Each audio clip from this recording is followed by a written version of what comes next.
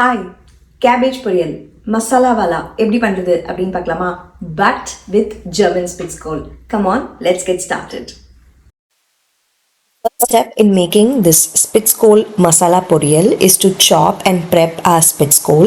So I generally chop all things that resemble cabbage first and then wash it thoroughly in water.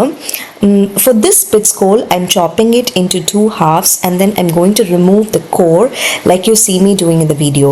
This core or the thick stem that you find in between a cabbage or in the middle of a cabbage or anything that resembles a cabbage has an unpleasant aroma and a flavor to it. When you add this to the dish itself, then automatically the dish becomes very unpalatable, which is why I tend to take off the stem that runs in between it or in the middle of it.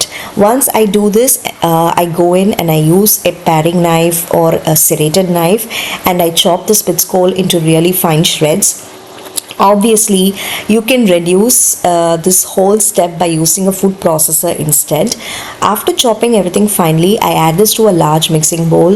I dunk it in ice cold water, rinse it thoroughly and transfer it to a colander and let it sit. In the meantime, I'm prepping the masala.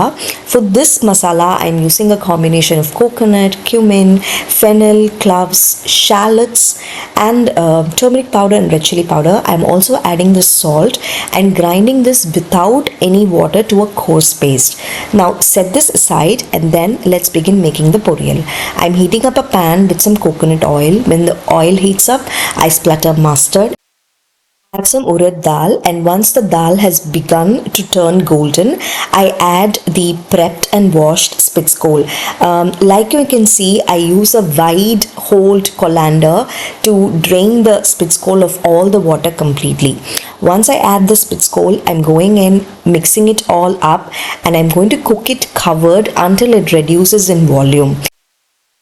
This process takes roughly 5 to 6 minutes on low heat, and obviously you have to keep stirring it every now and then to make sure that it doesn't stick to the bottom.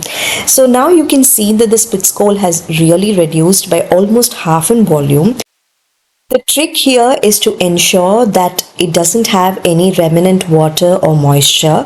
So in case you find any water collected at the bottom, continue to cook it until it's almost dry and then add the ground masala. Once you've added the ground masala, go in and stir up everything so that everything is beautifully well incorporated and the masala and the cabbage is really mixed up well with each other. After this part, I'm going to further cook it for about 4 to 5 minutes again on low heat until the raw smell of the masala disappears.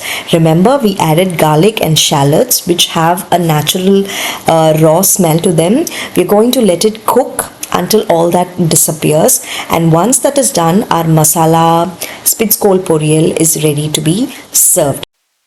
I recently discovered that adding chopped coriander to cabbage is just amazing. It's like adding coriander to cauliflower and the result is brilliant. I'm so sorry, my pan is super shaky. That's the disadvantage of using a brass pan on a ceramic cooktop, I guess. So yes, that's about it. Our Spitzkohl masala poriyal is now done and is ready to be served. The day I made this, I served this alongside some one-pot sambar sadam or sambar rice, piping hot. It was rainy and the hot sambar sadam with this spicy masala poriyal and a creamy carrot raita was kind of the perfect lunch that we needed on this particular cold day.